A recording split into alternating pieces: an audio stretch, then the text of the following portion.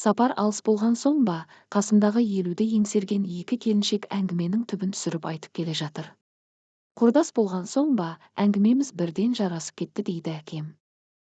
Жас келін болып жаңа түскен кезім еттепті келісті кербез келіншек. Таң атпай тұрып, түн қатпай жатпаймыз. Төркінімде түк істемейтін, әкемнің ерке қызы едім. Келін боп түскен үйдің отымен кіріп күлімен шығамын. Бірақ не істесем де, енеме жақпай қойдым. Ене мектептің еденін жуады. Аузы жаман. Мектепте қарғыстан сабақ бере ме? Қайдам? Айтқан сөзі сай сүйегіңді сырқыратады.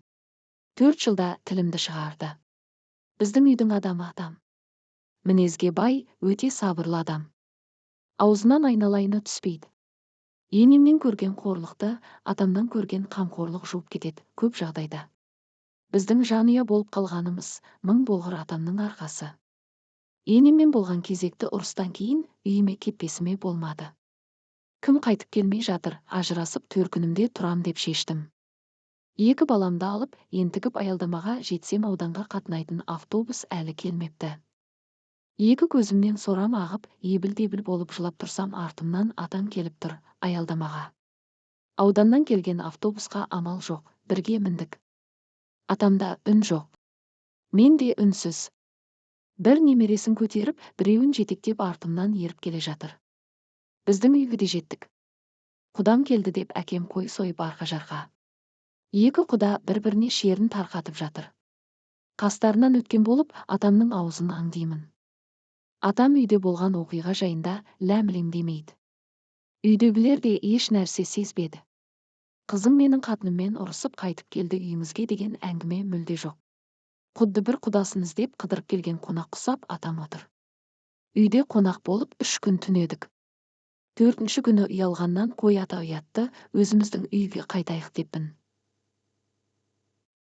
Әкемде үйден құдасын қимай шығарып салды. Дәл осы оқиға кейінде 3-4 рет қайталанды.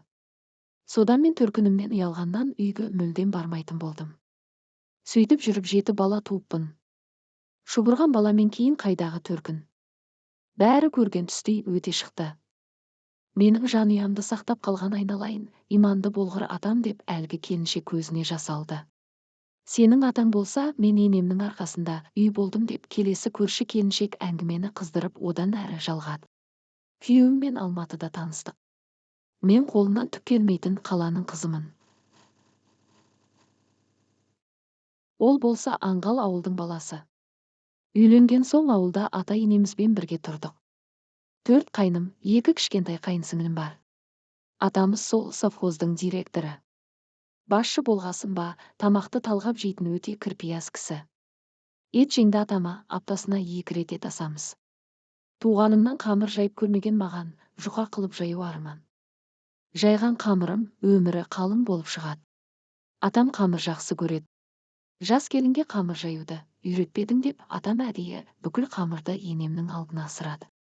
Енем байғұс соны үндемей жейді, енем қалың қамыр жақсы көреді екен деп ешу мен ысырамын ол кісінің алдына. Жас келіннің жақсылығын асырып, жамандығын жасырып қатарға қосты бізді, иманды болғыр енем деп 2-ші келіншек еңкілдеп жылап қоя бермесі бар ма? Енесі мен атасын мақтаған екеуіне ет жүрегім елжіреп мен отырдым дейді әкем.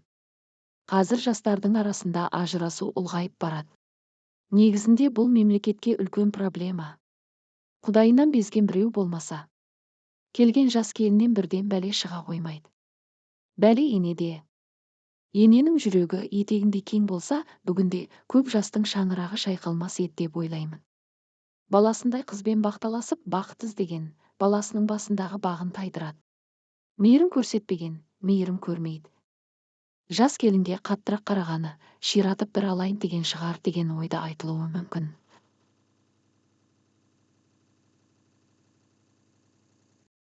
Иә, менде оған толық қосылам. Бірақ ширату басқа, шектен шығу басқа. Ененің жақсысы емеурін танытқаны. Атаның жақсысы аталы сөз айтқаны. Жаңа түскен жас келінге жылы емеурін танытып аталы сөзбен ақылыңды айтып отырсаң, ертең елдің анасына айналмай ма? 9 ай көтеріп туған баласы халықтың қамын ойлайтын, елдің данасына айналмай ма?